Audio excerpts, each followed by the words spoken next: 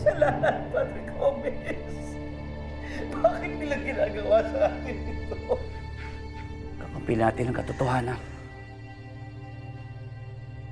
Wala tayong dapat ikatakot, Padre Zamora.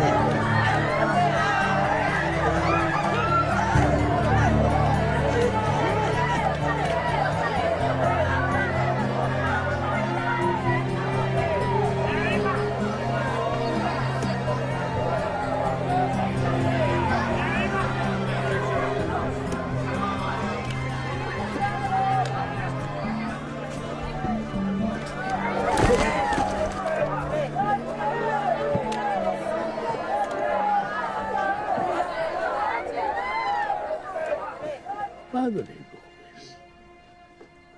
¿Confesión?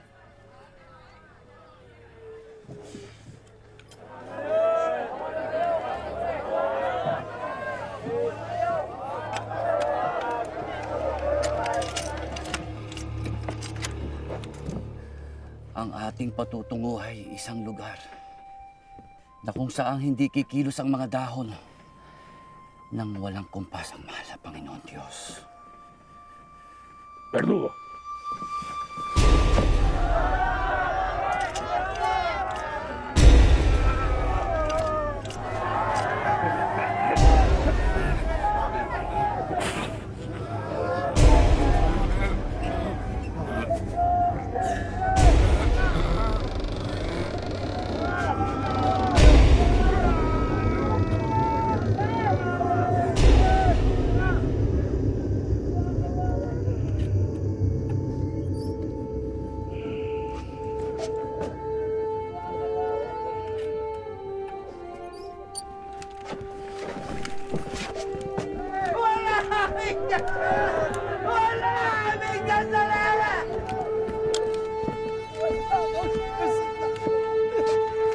Padre Zamora, ¿algunas últimas palabras?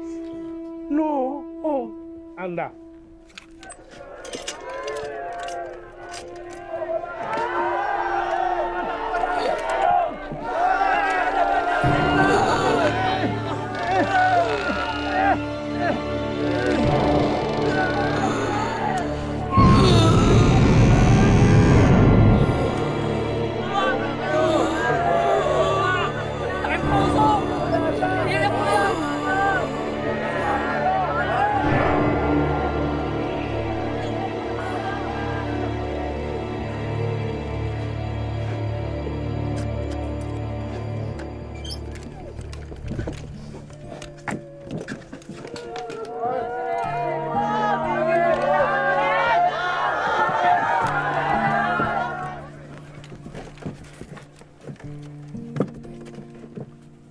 Padre Burgos.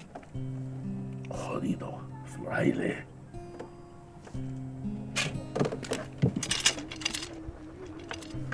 Verdugo. Espera. ¡Observen! El garrote. Así sufren los traidores y herejes. ¡Verdugo!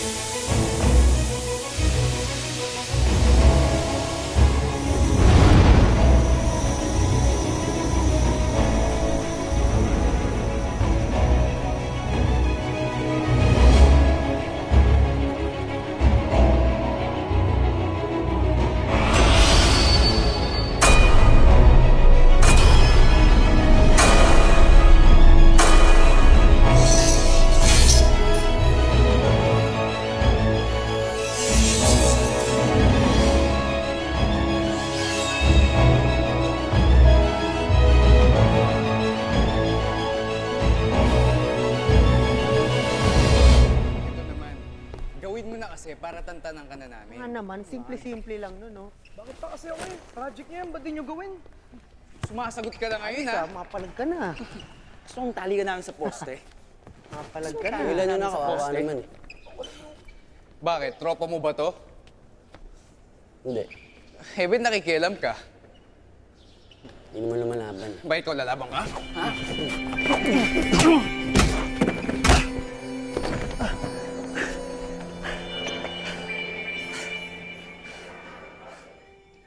Joaquin, graduating student ka. You should not be showing responsible behavior. Responsable po ba yan?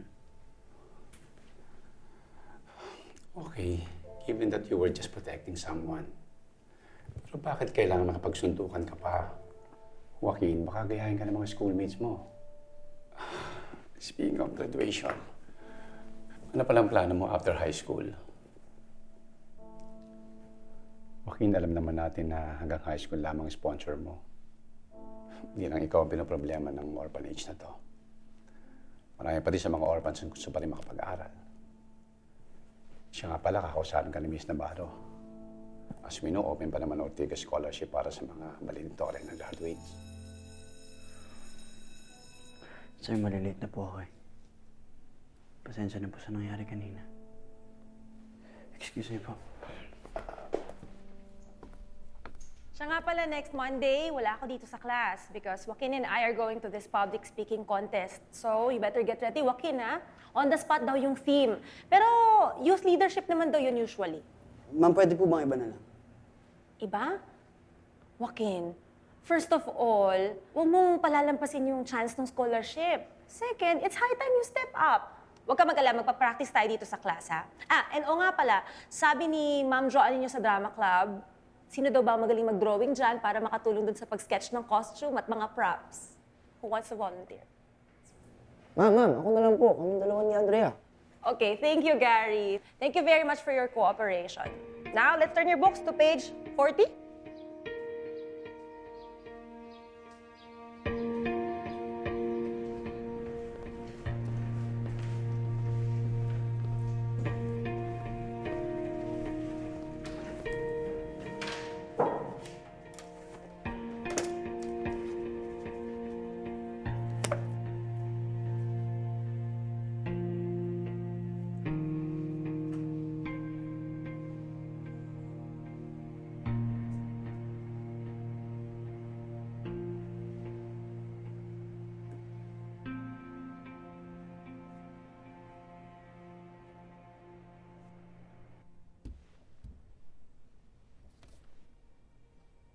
Matibay ang aking paniniwala na ang ligang ito ang magsisimula ng pagbabagong nais natin. Layunin ng La Liga Filipina ang mapagkaisa ang bayan. Malabanan ang karahasan at hinustisya, mabigyan ng proteksyon ng bawat isa kung kinakailangan, at mapag-aralan ng reforma para sa bayan sa mapayapang paraan.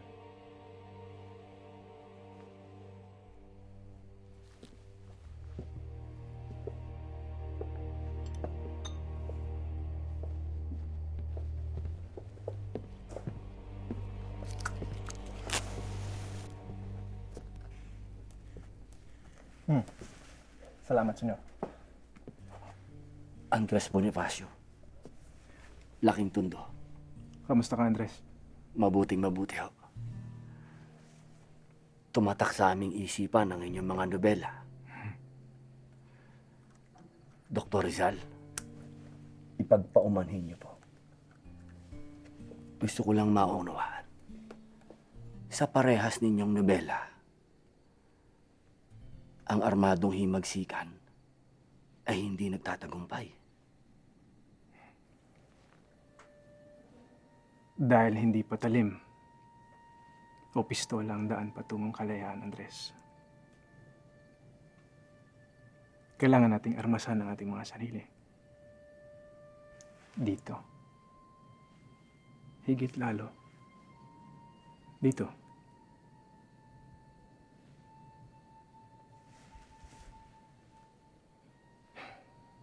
Yan ang mga sandatang inagaw sa atin ng mga Kastila.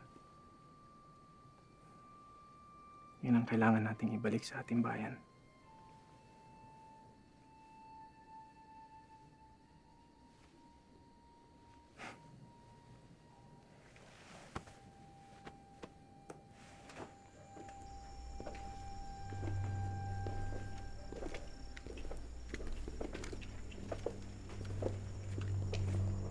Oy, Indio. Saan ka punta? Dito lamang ako nakatira. Galing ako sa trabaho. Sedula.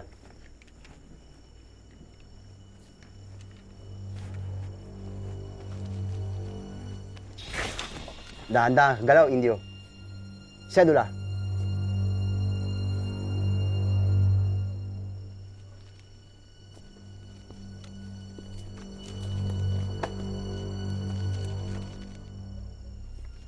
Este es verdad. Oh.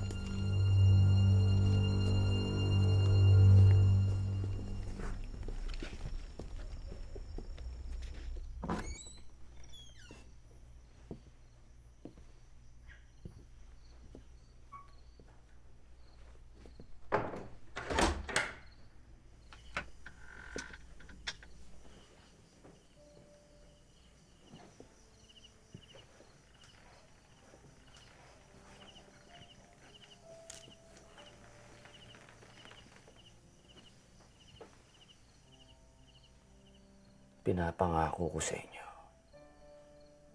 balang araw, hindi na natin kailangan pang lumukod sa mga Espanyol. Kayong lahat, magiging mga anak ninyo, magiging pamilya ninyo. Lahat kayo, magiging malaya.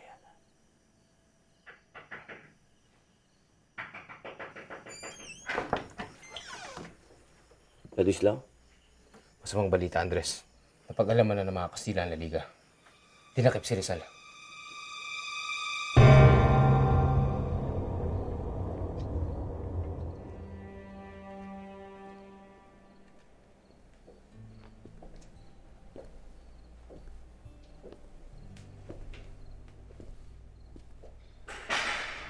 Andres, Dr. Rizal, ikinalulungkot ko sa ganitong pagkakataon tayo magkakausap.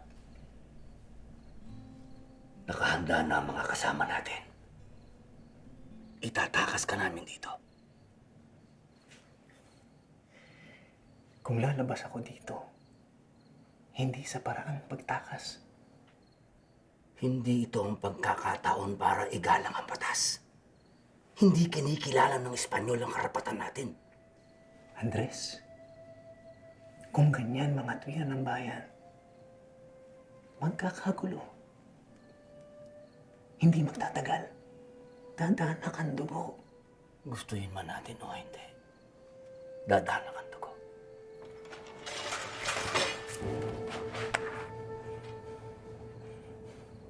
Umalis ka na, Andres. Mapapahama ka lamang dito.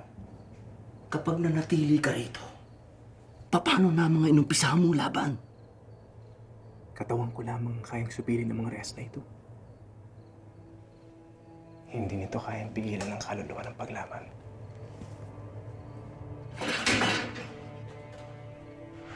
Sige na, Andres. Sige na.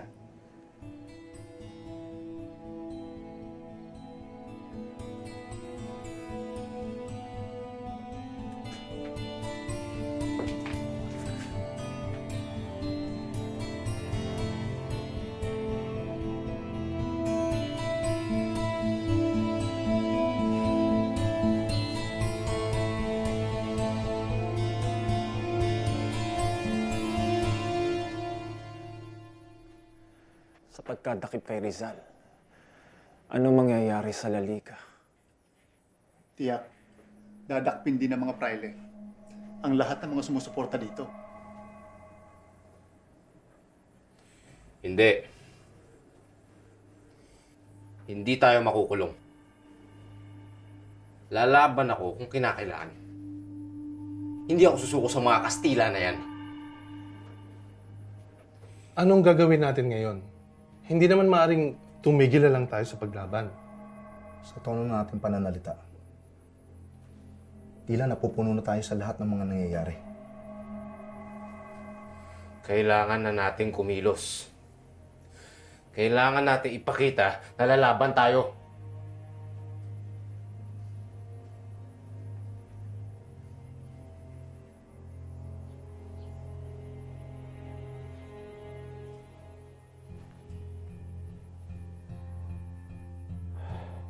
Ang kailangan natin ay magbuo ng isang bagong samahan na magbubuklod sa buong taong bayan at lalaban sa mga Espanyol.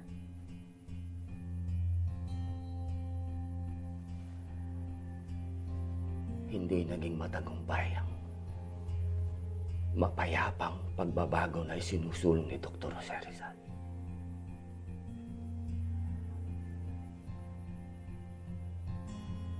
Kung nais natin ng tunay na kalayaan, wala nang ibang paraan kundi ang himagsikan. Mapanganib ang ating tatahakin. Pero hindi dapat tayo matakot.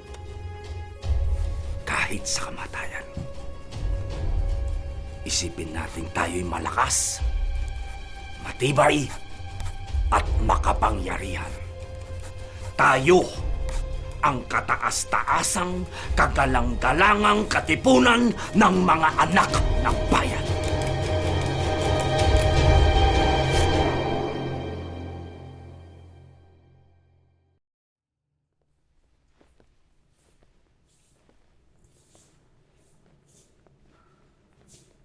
Gary, ito yung hinahanap ko. Isa siya sa mga babae na nasa likod ng revolusyon ng Pilipinas. Ganda naman niya. Parang ikaw lang. Siya yung humuli sa puso ni Andres. Gregoria de Jesus. Teodoro, nakarating sa akin ang balita na sumapi ka raw sa grupo ng mga mason. Naku, Nicolas, ipagpaumanin po ninyo. Wala pong katotohanan yung mga balitang nakarating sa inyo. Sana nga, Teodoro. Delikadong mapagkamalang kang mason. Kapag nalaman ito ng mga praile, baka pati kami malagay sa peligro.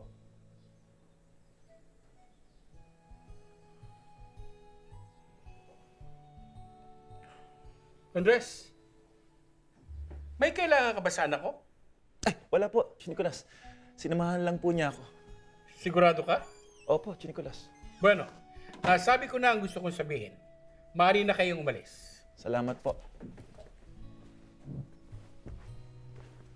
Magpapaalam na po kami. Sige.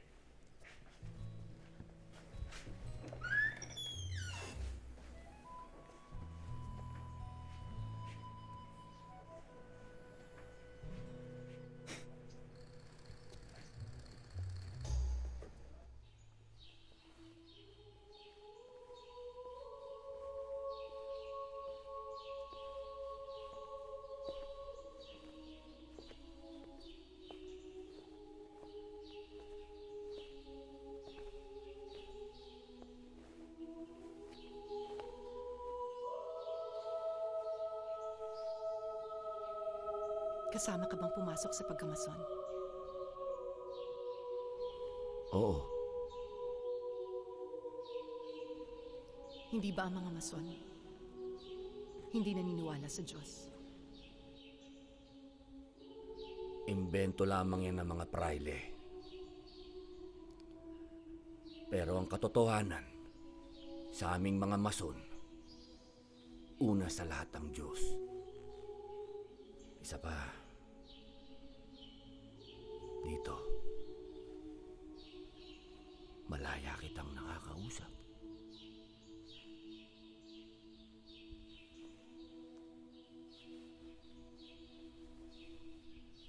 Parang awa niyo na, Padre. Dinapuan na po ng malarya ang anak ko. Maaari na po sana mahingi ang aking sahod. 3 buwan na po kami hindi sumasahod, Padre. Kailangan din po namin mabuhay at bumuhay ng pamilya. Awa. Kilala ko yung taong yun ah. Labis na po ang pagpapahirap niyo sa amin. Anong klaseng Panginoon ang meron kahit walang halaga ang buhay namin sa inyo? Sino ka? Para hamunin ang pamamalakad ko. Sinabi ko, hindi pwede. Para niyo ng awa, may sakit po ang anak ko. Sinagkwenta!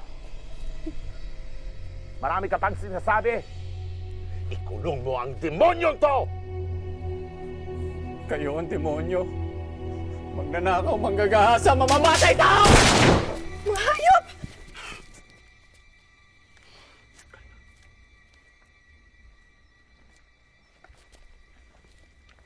Kung ayaw nyo matulad sa demonyong to, matuto kayo sumunod sa utos ko. Maging aral ito sa inyo, mga Indio!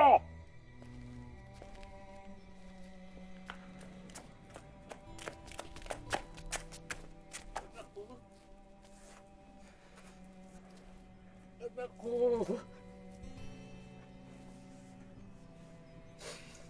Sabi ko naman sa'yo, huwag ka nang lumaban.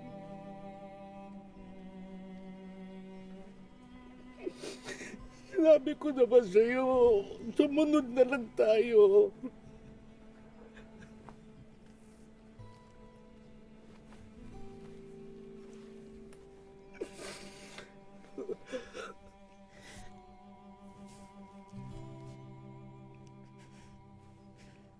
Paano mo kinayang sikmurain ang kalupitan ng mga prailing yun? Bakit wala tayong ginawa? Hindi yun ang tamang lugar. Saan? Kung hindi yun ang tamang lugar, saan? Kailan tayo pwedeng lumaban? Pinapatay na ang mga kapwa natin kung saan-saan, Andres.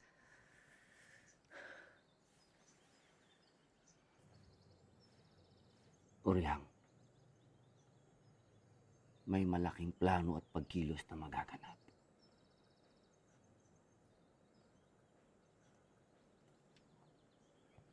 Nagtatag kami ng isang kilusyan na lalaban sa mga Kastila.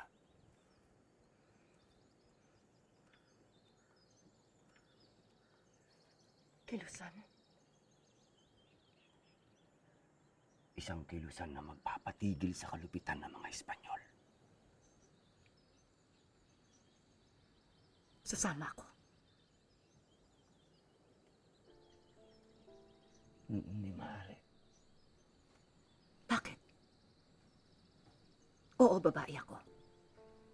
Pero kaya kong lumaban. Ayoko makita ang tinatrato tayo na mas masahol pa sa hayop. Hindi ako papayag.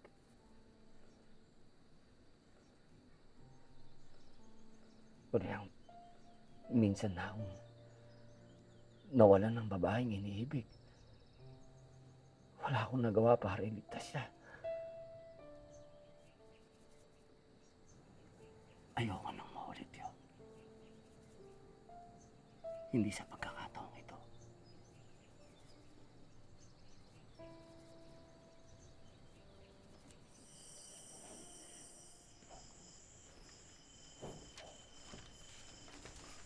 Ilan na ba ang bilang ng mga kasapi?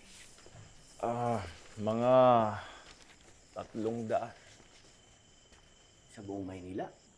Sa buong bansa. Paano natin maisasagawa ang himagsikan kung 300 tayo? 1 taon na ang nakalilipas. Napakabagal naman yata ng pagkalap ng mga kasapi, Teodoro. Hindi agresibo ang pagkalat ng impormasyon sa kanayunan. Kuya, bakit kasi hindi na lang ikaw ang mamuno ng kilusan? Hindi ba ito ang tamang panahon?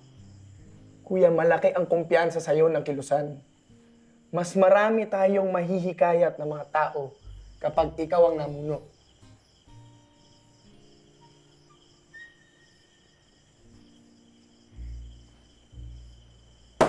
Doro. Andres. Ikaw ba'y napaparito para sa plano ng katipunan o para ligawan ng kapatid ko? Magsabi ka ng totoo. Mangyari kasi, Andres. Nangyari ano? Anong nangyari? May nangyari na sa inyo? Wala po, wala kuya.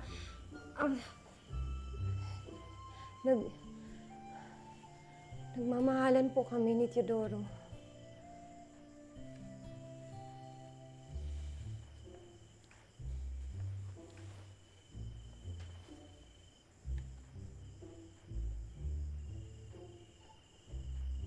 Gaano katagal na?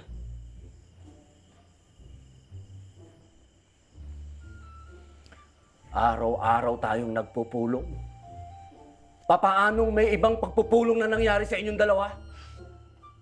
Andres, naghahanap lamang ako ng pagkakataon para sabihin sa'yo. At sa palagay ko ito na ang tamang oras. Andres, gusto ko sanang hilingin ang kamay ni Nonay.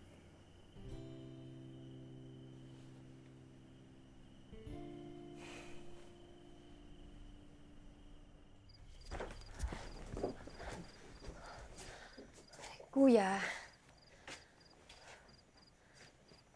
alam ko lahat ng sakripisyo mo para sa amin. At alam ko na maayos mo kaming pinalaki at inalagaan. Kuya, may tiwala ako kay Teodoro. Hindi niya ako pababayaan.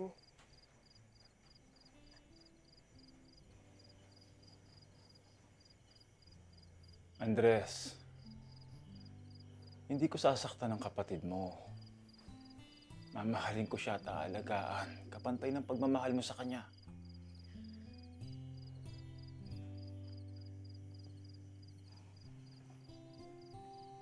Nonay, magiging maligaya ka ba sa pasya mo?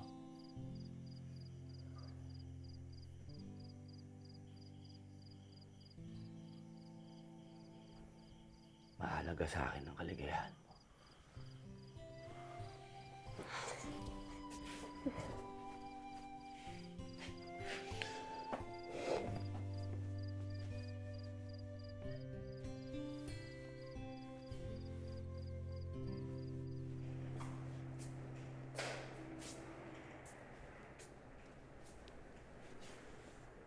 Joaquin,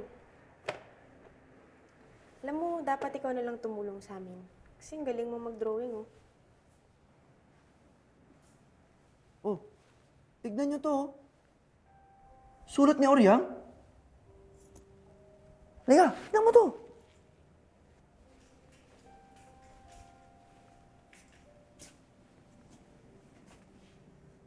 Ako po ay si Gregoria A. de Jesus, na taga Caloocan, dalagang Tagalog.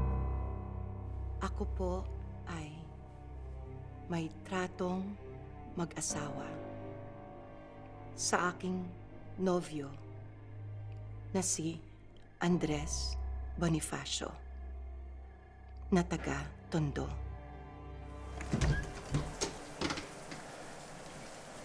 Ginoong Nicolas, iniibig ko ang anak ninyo. Nais ko po sanang hingin ng kamay ni Oriang. Hangad po namin na magsama na. Sana po, mapayagan ninyo kami. Hindi ko kayo mapapayagan. Hindi ko ipagkakatiwala ang anak ko sa isang mason, sa isang erehe. Ipagpaumanhin po ninyo, pero mali po ang pagkakakilala niyo sa akin. Ipagpaumanhin mo na rin. Ipagpaumanhin mo. Dahil hindi mo na muli pang makikita ang anak ko. Wala na siya rito.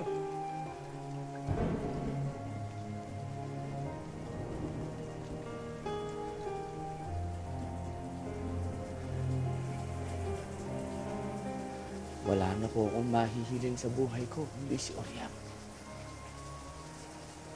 Malinis po ang hangarin ko sa kanya. Handa po akong ibigay ang lahat. Lahat. Kung hihilingin po ninyo na ako'y lumayo, gagawin ko. Papakalayo ako. Pero sana ho, huwag niyo naman ho pahirapan si Maria. Maawa naman ho kayo. Wala ho siyang kasalanan.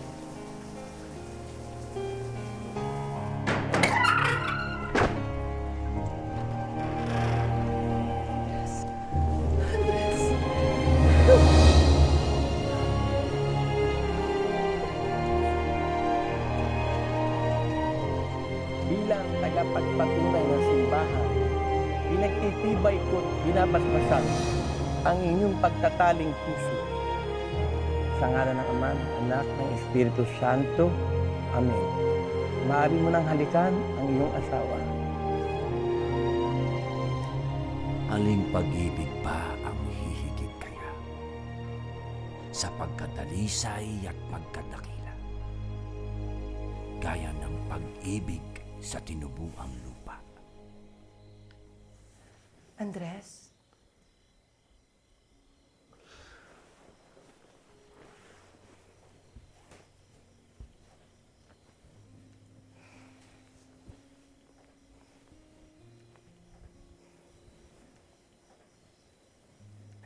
Napakagandang tula.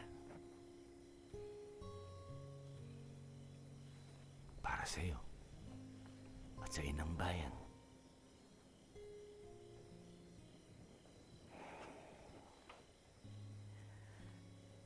Mahal na mahal kita, Andres.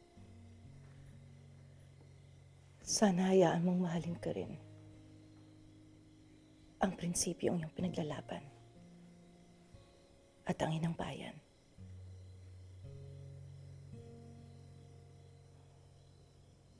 Mabuhay ka, Lakambini. Ngayong kasapi ka na ng katipunan, maging isa kang kandila na magbibigay liwanag sa pagkakaisa ng marami pang mamamayan para sa karangalan, katarungan, at kalayaan.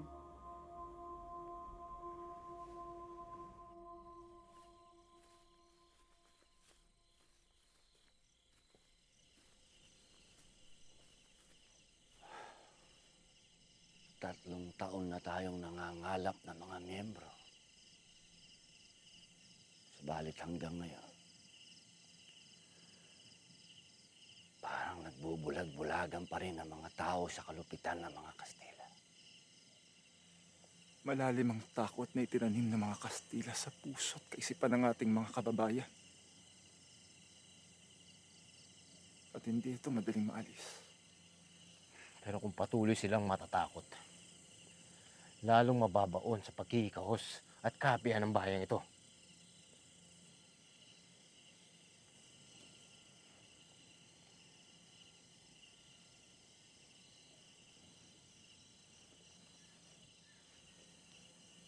Bakit, Andres? Bakit bigla ka natahimik? Narito ako noon. Nakita ko kung paano nila ginarote ang tatlong pare.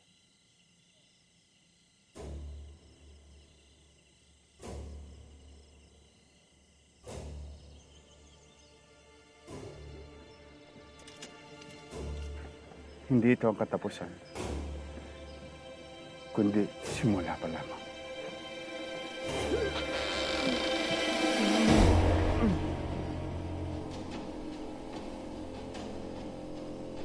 Noon, hindi ko maintindihan kung bakit hindi ko maialis ang tingin ko sa kanila. Habang pahigpit ang yakap ng kamatayan sa kanilang mga dibdib. Ngayon,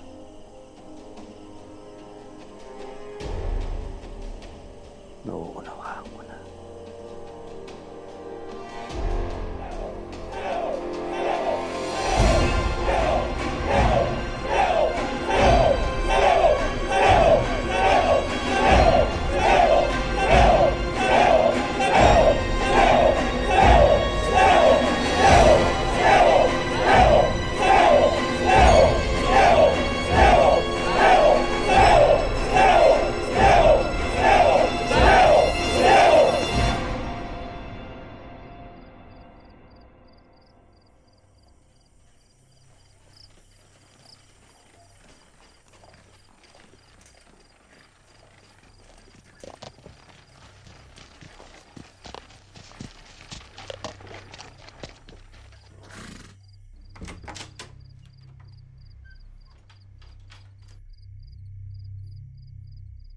Tuloy ka.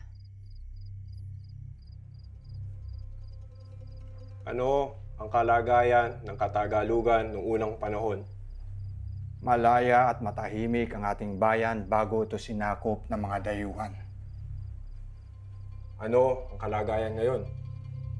Inabuso ng mga Kastila, lalo na ng mga praile ang kanilang kapangyarihan. Sila ang mga manlulupig. Ano ang magiging kalagayan sa darating na panahon?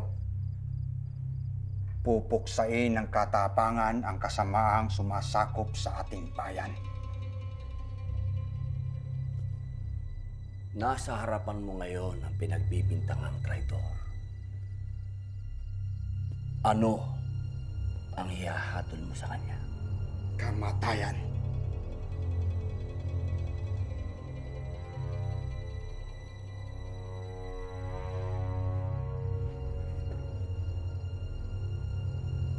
Emilio Aguinaldo, ngayong kasama ka na sa kilusan, ano ang nais mong itawag sa'yo? Magdalo. Supremo. Magdalo. Binabati kita kasamang Magdalo.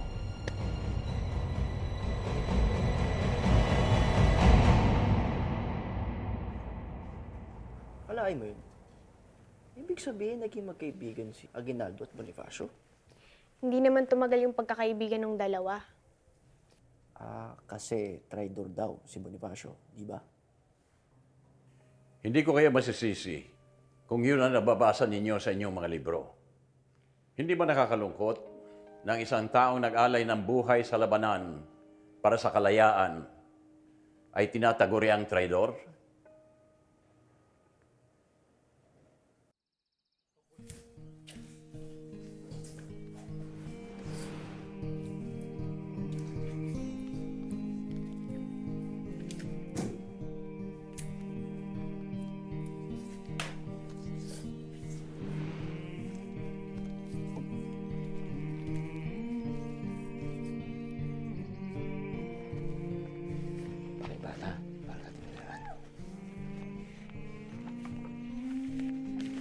Basahin mo para sa ating kalayahan. Pagkabasa mo para sa kinabukasan. Gandang umaga.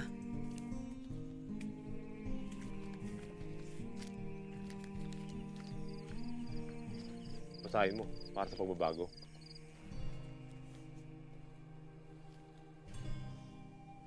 Para sa ating kalayahan. Basahin mo. May isang taong handang mamuno ng himagsikan laban sa mga Kastila. Sino po yung tatang? Ang tawag sa kanya,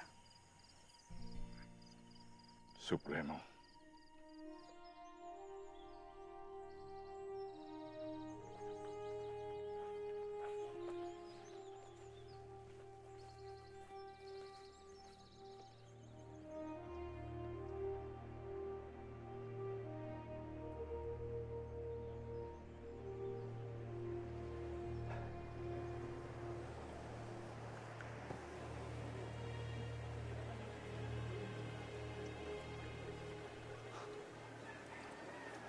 Maligayang pagdating.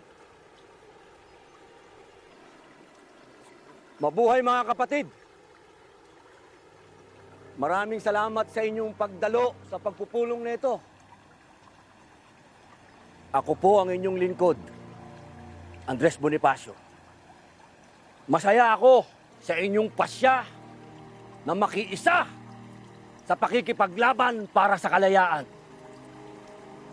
Narito po ang kasamang Emilio Jacinto upang pangunahan ang inyong pagsanib sa katipunan. Muli, maligayang pagdating.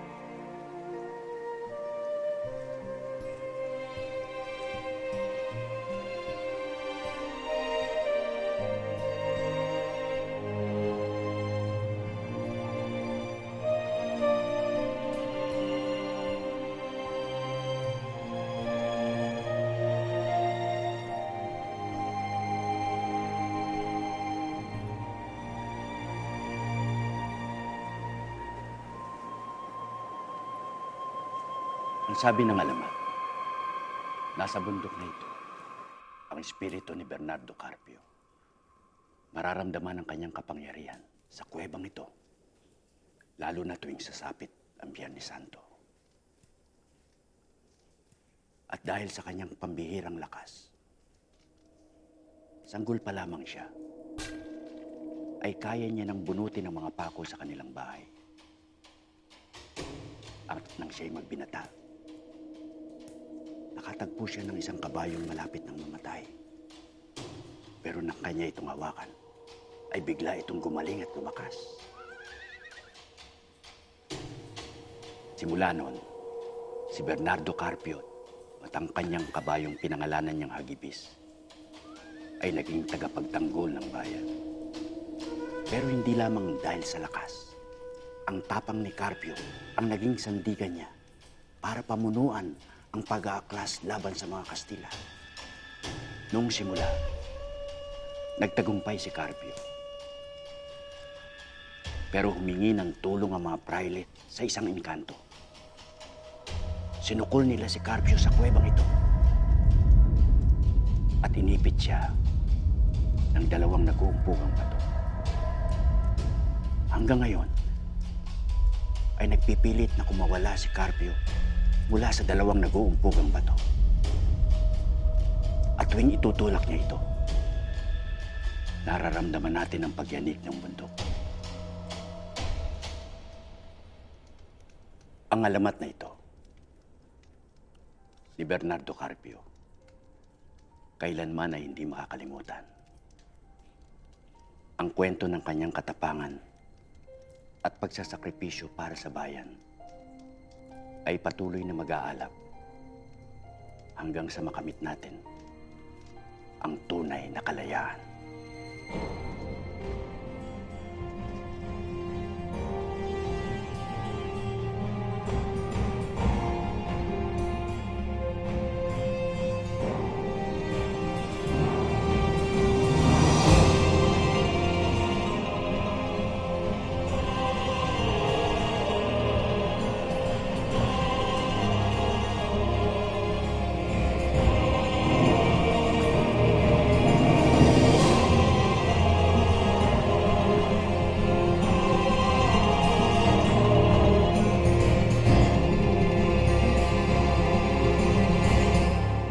Buenas noches, padre.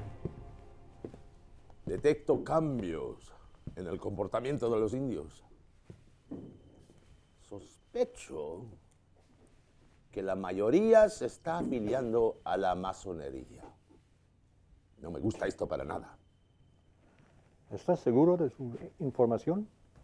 No soy yo, sino usted quien debe contestarme esa pregunta.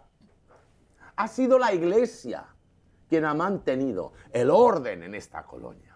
Durante más de 3 siglos, la Iglesia ha mantenido la paz, relación y entendimiento entre los españoles e indios. Fundación de la masonería en esta colonia fue por los peninsulares. Mientras estén en el poder, no debemos preocuparnos. No, ya usted. Usted es el gobernador general. Pero le advierto, espero que no se le adelanten los indios.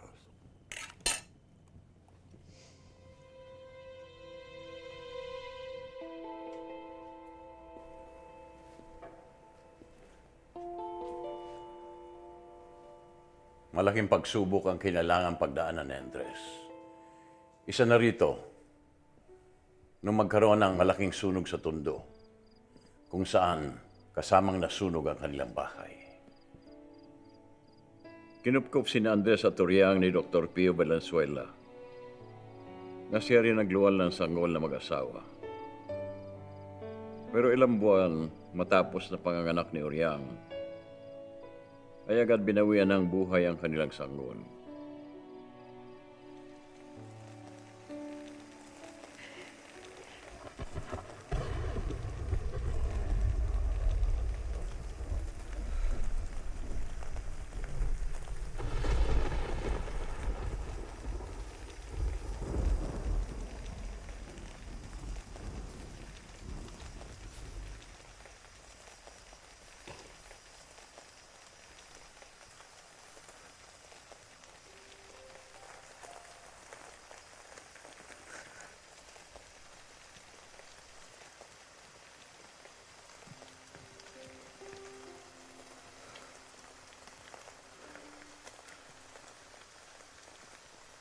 wala akong karapatan para pagdudahan ng mga plano.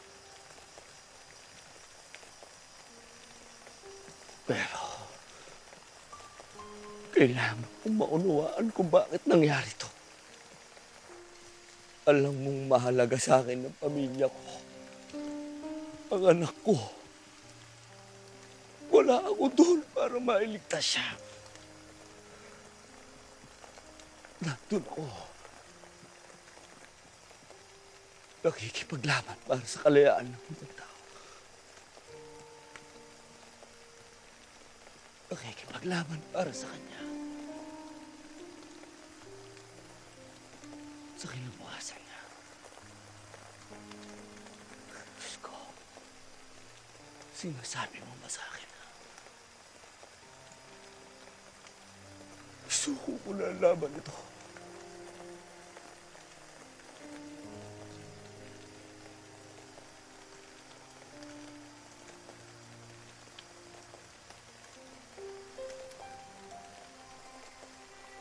Sapat ba ang laban ito katumbas ng buhay ng anak ko?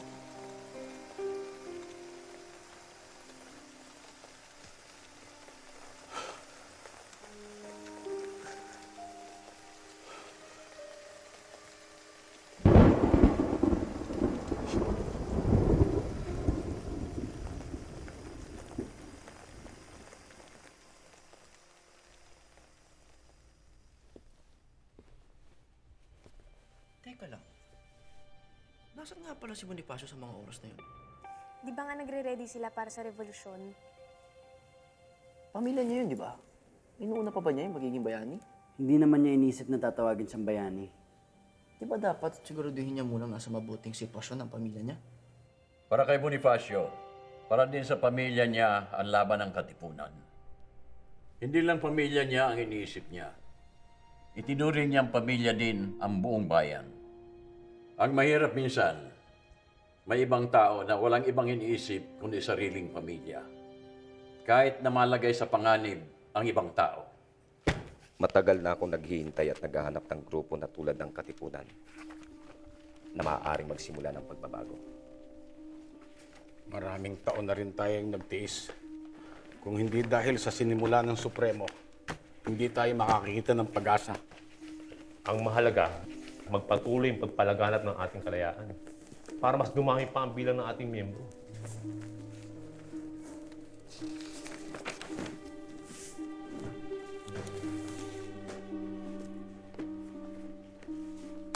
Patino, saan ka pupunta?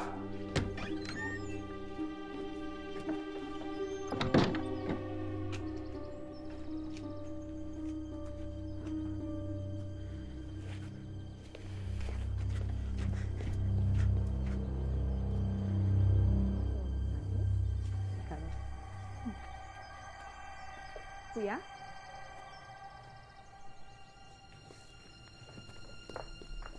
Kuya, napasugot ka. Gusto na kita bigyan ng babala, Honoria.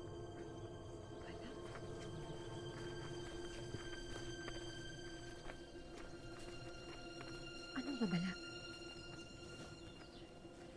Hindi biro ang mga naririnig kong plano ng revolusyon.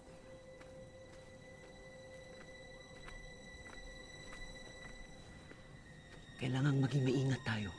Dahil kapag nagkagulo, pati ikaw madadamay. Paano mo nalaman ang tungkol sa revolusyon na sinasabi mo? Karamihan sa mga kasamahan ko sa Diaryo de Manila ay mga rebelde. Diyos niyo. Bakit hindi ka magsabi sa Gobernador Silio?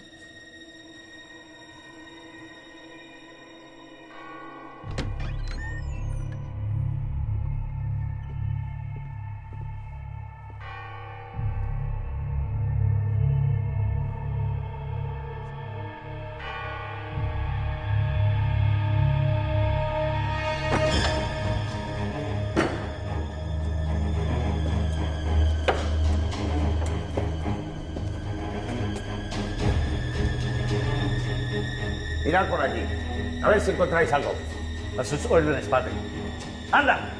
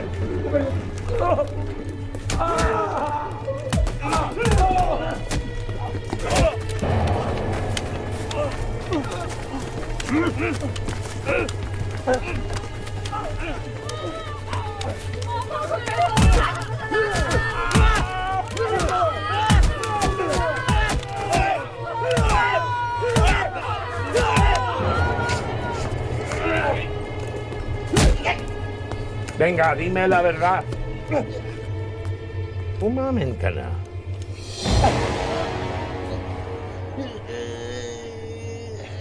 Umamin ka na! Wala po. Karanaman sinasabi ninyo. Ganun, ha?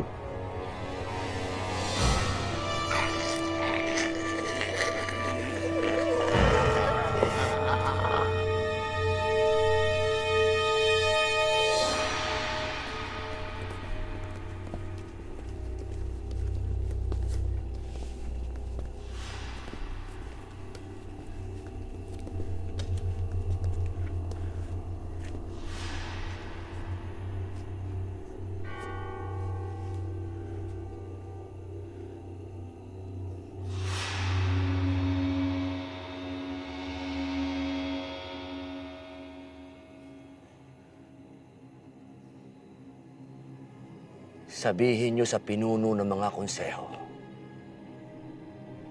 ipinapatawag sila lahat ng Supremo.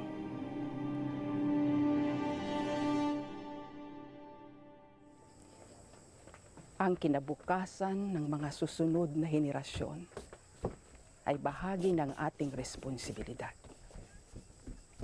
Tayong mga nauna, tayo na may lakas, tayo na may kakayahang lumaban, tayo ang makapagbibigay ng kalayaan na nararapat sa kanila. Malaki ang tiwala ko sa iyo, Andres. Bilang ina ng Katipunan, pinauubaya ko sa iyo ang desisyon na gawin kung ano ang sa tingin mo ang nararapat.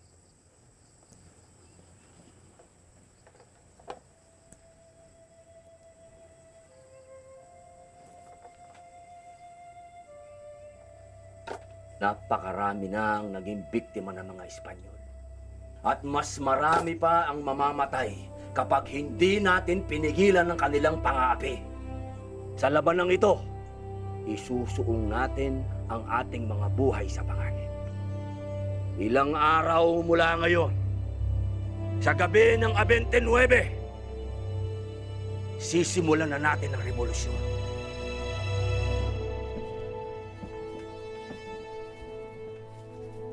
Ilabas ninyo ang inyong mga sedula!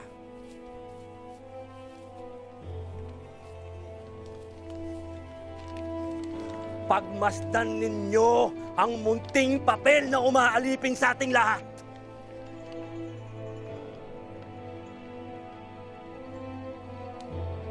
Katipunan, kailangan na nating wakasan ang 200 taong pananakop ng Espanya.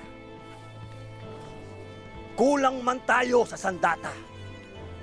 Mas malakas man ang baril at kanyon ng mga Kastila.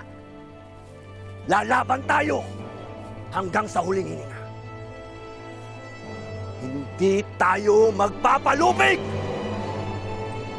Tayo ang magtatagumpay. Dahil tayo ang mga anak ng bayan. Tayo ang nagmamay-ari sa lupang ito. Sa atin ang bayan ito. Punitin ang mga sedula nyo! Mabuhay ang Katipunan! Mabuhay! Mabuhay ang revolusyon! Mabuhay! Mabuhay ang Supremo! Mabuhay! Oh, eto yung sedula na pinunit nila sa bakuran nila Tandang Sora. Solid to ah. Yang sedulang yan ang nagsasabi na sa Bonifacio ang naging unang pangulo. Ano daw? Pinunit lang? Pangulo na kagad? Hindi. Yang sedulang yan, Ang ibig sabihin, sa pagpunit ng sedula ay kumalas na tayo sa gobyerno ng Kastila. at ang Katipunan ang naging unang gobyerno ng Pilipinas.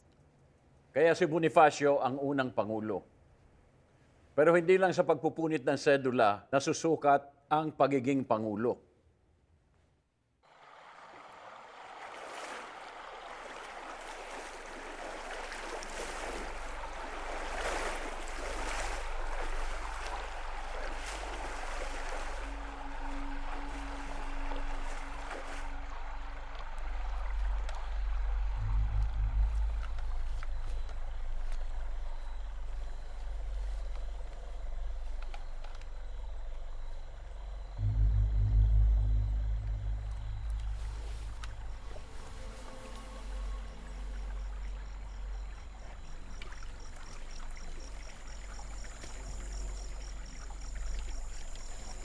Dok,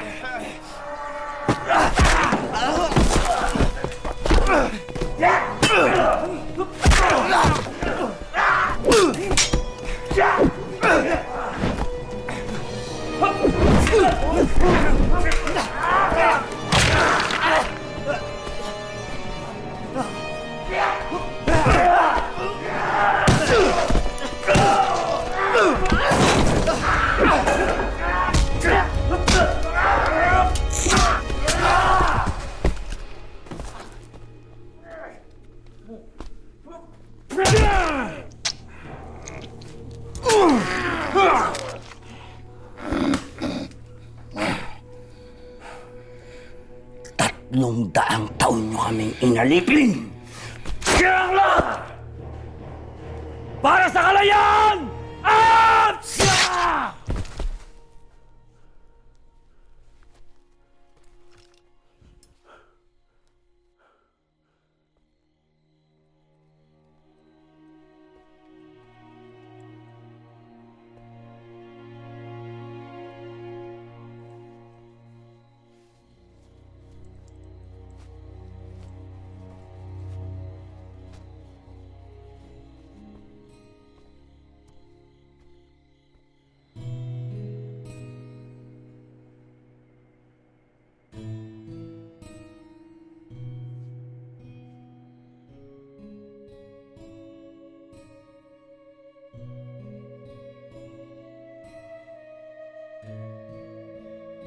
Ang labanan na yon ang nagbigay ng lakas ng loob at inspirasyon sa iba't ibang mga lalawigan para mag-aklas at labanan ng mga Kastila. Pero hindi lahat ng labanan ay naging tagumpay. Dahil sa kakulangan ng mga armas, dumating ang panahon na pinakamasakit para sa Supremo. Buhay. Buhay ng mga Katipunero naging kabayaran para sa kalayaan ng bayan.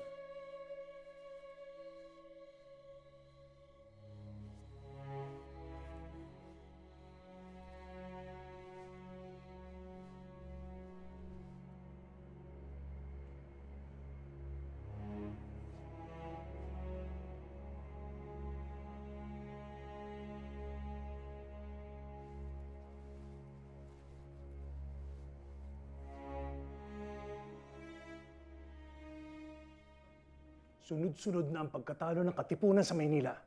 Hindi magtatagal. Tuluyan na itong babagsak. Hindi maganda ang reputasyon nito. Ang tingin sa kanila yung mga tulisan. Mga bandido. Sa tingin ko, walang kakayahan si Bonifacio para pamunuan ang revolusyon.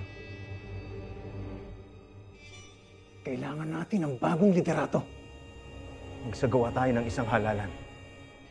Imbitahan natin si Bonifacio.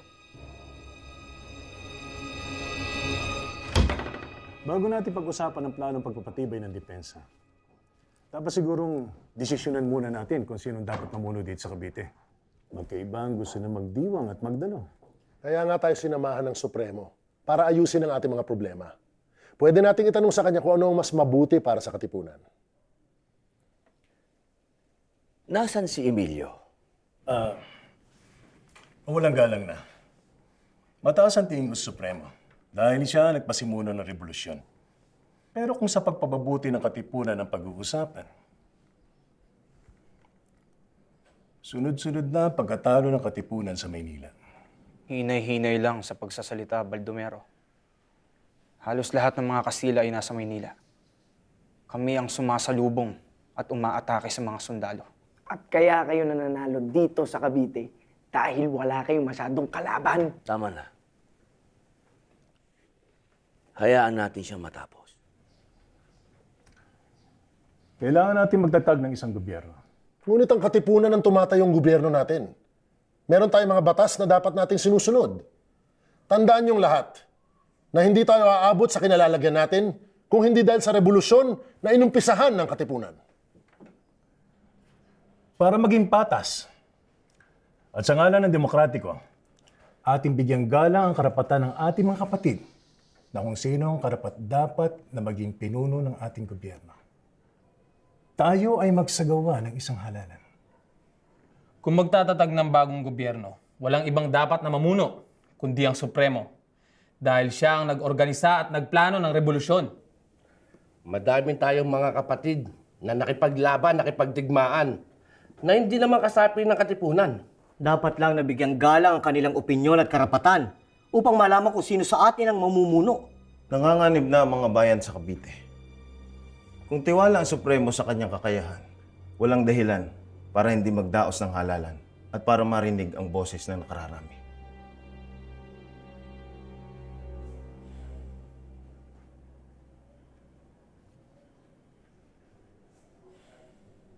At ang nanalo bilang presidente, si Emilio Aguinaldo.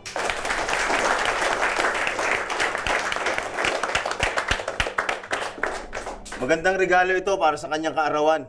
Dahil si Andres ang nakakuha ng pangalawang pinakamaraming boto, marapat lang na siyang italagang pangalawang presidente. Kailangan marinig ang boses ng karamihan. Sumasang-ayon ba kayo na si Andres na ang maging pangalawang presidente? Sangayon ako. Hindi sapat ang mga sumasang-ayon. Kinakailangan magsagawa tayong muli ng isa pang halalan.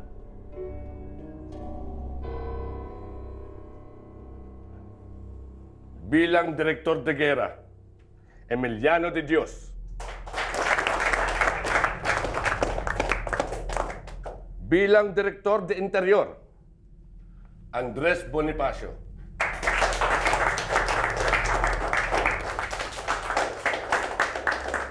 Saglit lamang. Hindi maaaring hawakan ng isang hindi nakapagtapos ng abugasya ang posisyong ito. Alam naman nating lahat na si Andres Bonifacio ay hindi nakapagtapos. Ano sa tingin ninyo? Magagampanan ba ito ng isang taong walang pinag-aralan? Tirona! Kanina mo pa ako iniinsulto! Hinahamon mo ba ako? Halika magduelo tayo! Supremo! Ha? Supremo, wag! Huwag mong gagawin yan! Andres, wag.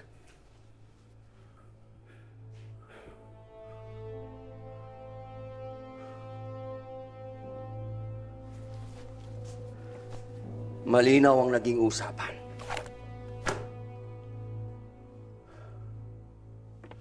Nagkasundo tayo na gagalangin natin ang kalalabasan ng halalang ito. Pero kayo na rin ang sumira ng usapan.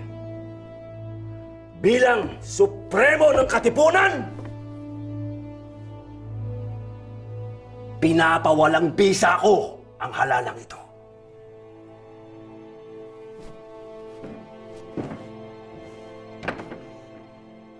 Hindi ko itinataya ang buhay ko para magkaganito tayo.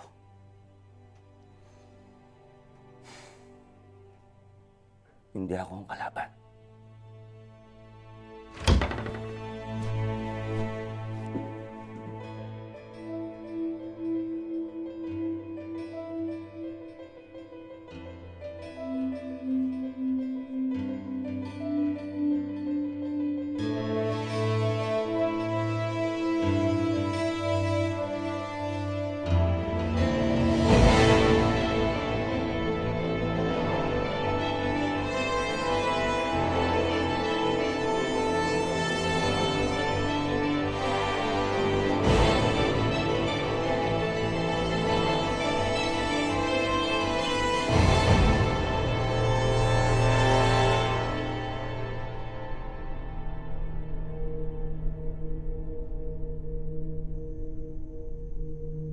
Dahil sa di pagsunod sa atin ni Bonifacio, ay baka maging simula ito ng paghiwalay sa ating hanay.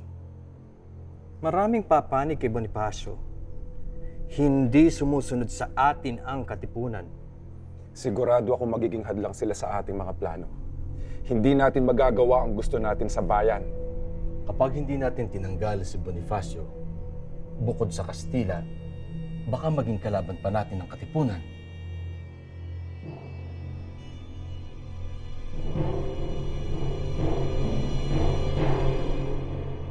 Dakpin, si Andres Bonifacio.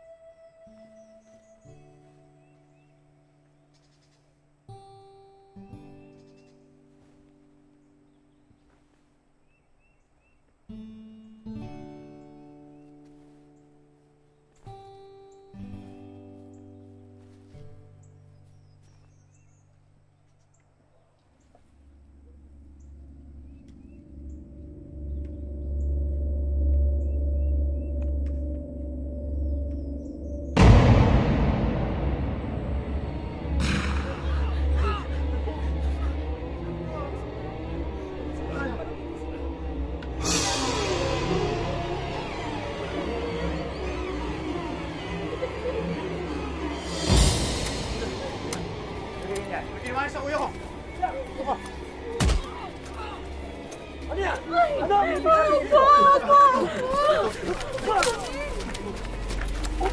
Andres! Andres! Wag! Andres, wag! Wag! Wag! Wag! Andres! Andres! Andres! Andres!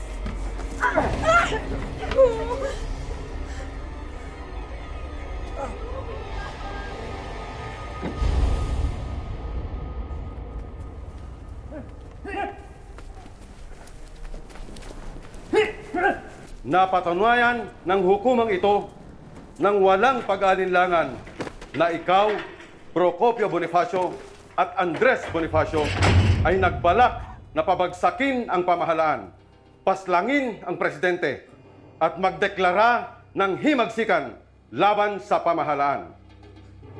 Kayo ay hinahatulan ng parusang naaayon sa inyong mga kasalanan.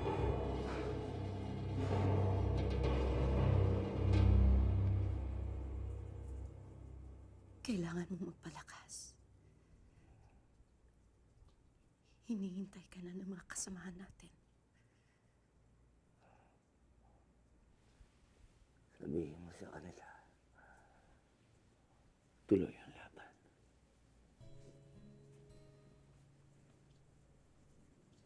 Pero Andres, patawarin mo ako. Kung dahil sa akin,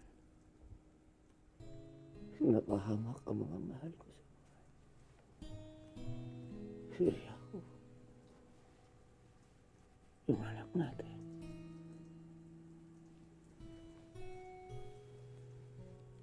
huwag kang magsalita ng ganyan. Pati ikaw. Wala kang kasalanan. Wala kang kasalanan.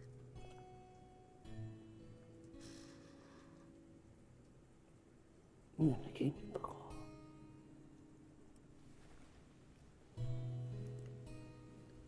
Ano na panaginipan mo, mahal ko? Naninirahan daw tayo sa isang bayang malaya. Mga tao'y nabubuhay ng maligaya at tahimik. Nagkakaisa. Sandaling panahon na lang. Matutupad ng iyong mga pangarap. Lahat ng iyong sinimulan at pinaglaban.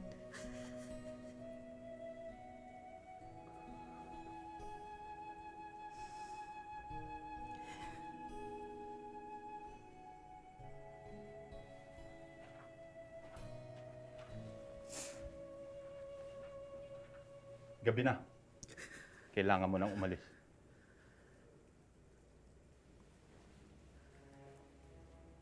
Mahal ko. Hintayin mo ako. Bukas pagising mo. Nandito lang ulit ako.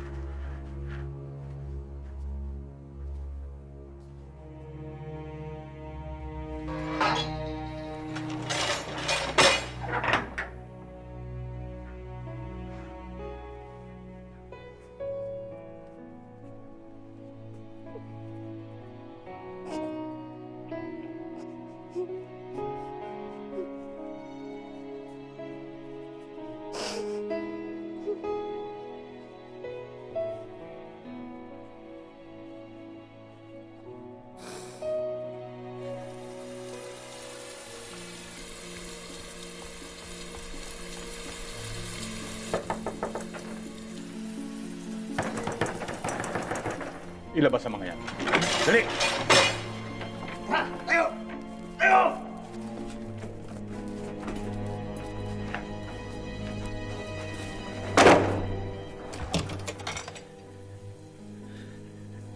Kailangan ko makausap si Emilio. Kahit isang saglit lang. Pasensya na. Masama ang pakiramdam ng presidente.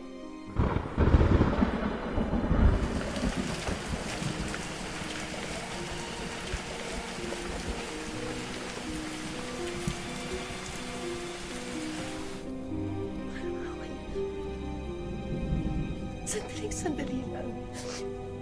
Hirap na hirap ng aking asawa. Sige.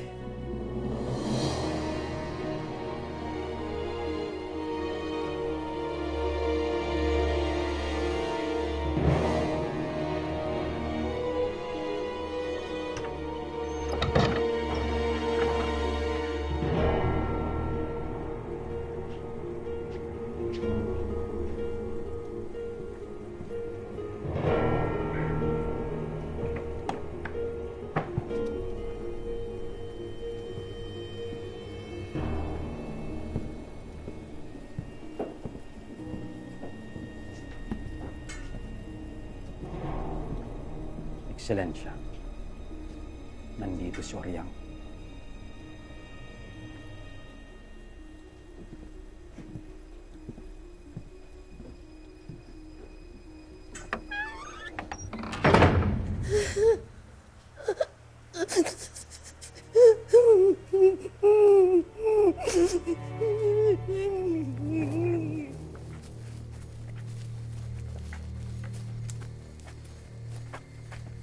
Pagsak mo dyan. Ibaba yan.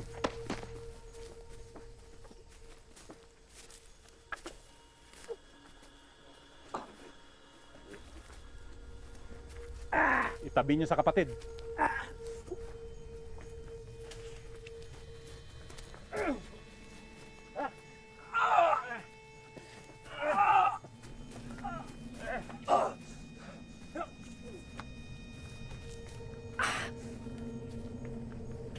Andres at Procopio Bonifacio.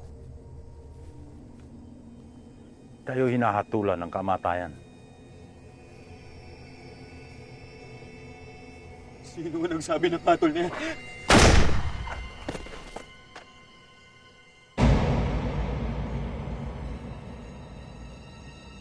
Pagpamanhin mo na, kapatid. Tumutugon lang sa utos.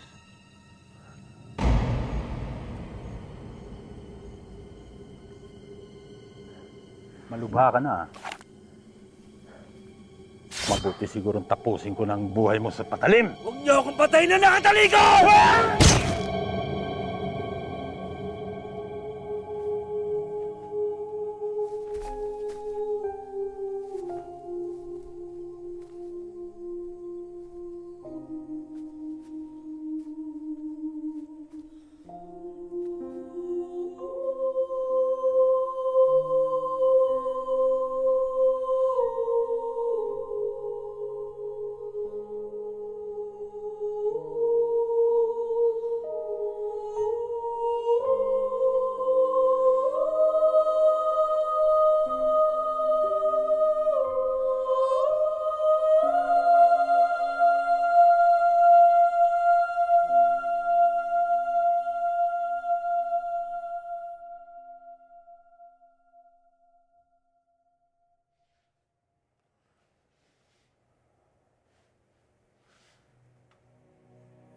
Traidor bang ituring ang taong ibinigay ang lahat alang-alang sa kalayaan?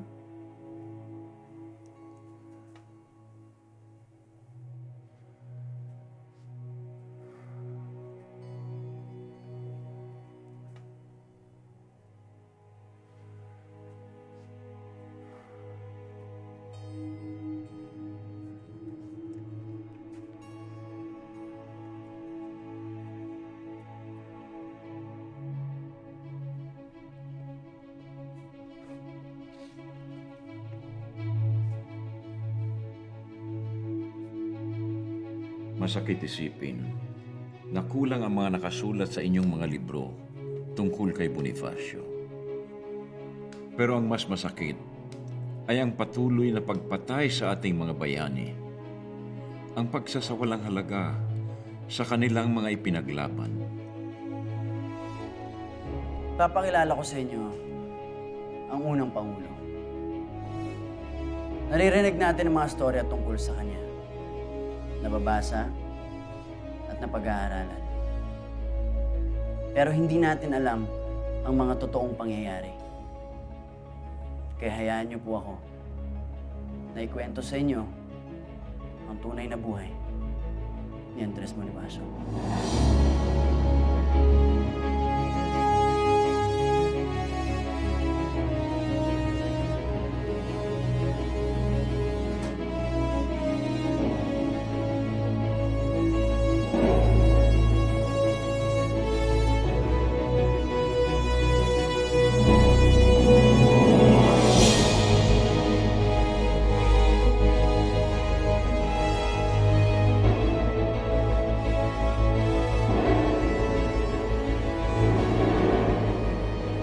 Buhay ang aking inalay para ipanglaban ang ating kalayaan.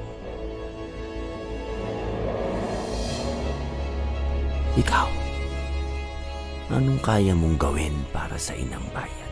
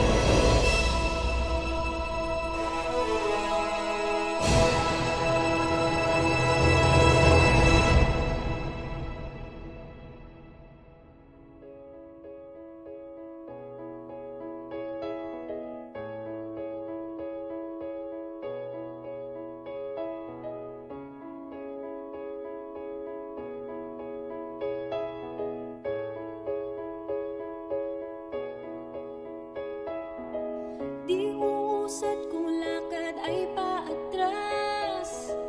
Nakakandado ang dapat na bukas. Bumangon at nang maunawaan mo kung ano ang siyang pinaglaban ko. Habang panahon na lang ba tayong magtuturoan at sa malambot na higaan ay magpupunahan. Sigawan at subatan ng ano makakulangan. Bago pa mapunta sa iba, teka ako naman. Sino ba may kasalanan at maglumi ang mukha? Kahit busog na sa palay, nakabaon ang tukha. Paano maniniwala kung palagi sagot ay baka wala?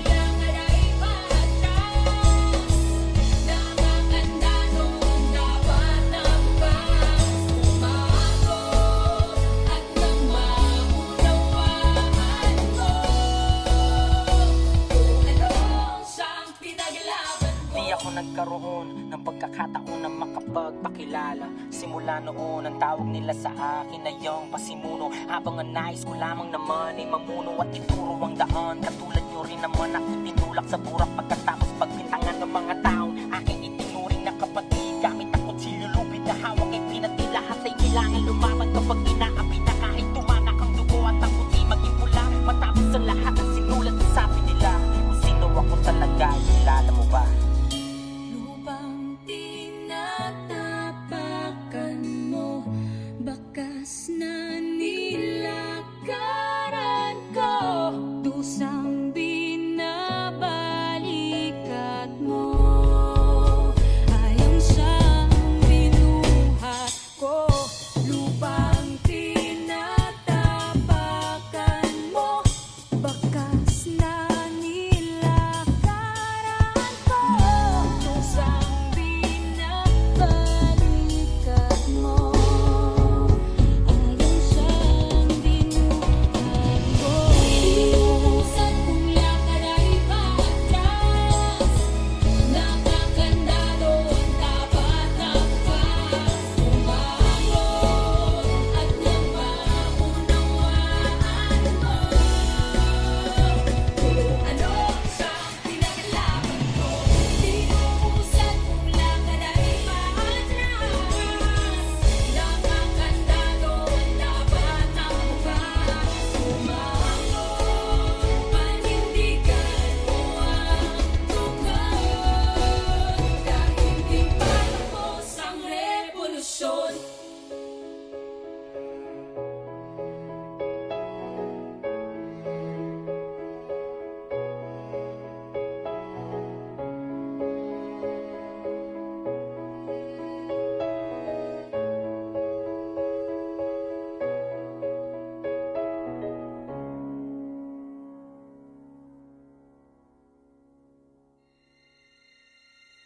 Walang umiiral na mag-isa, Hoven. Lahat ng mga nauna sa atin, inialay nila ang buhay nila para sa kalayaan.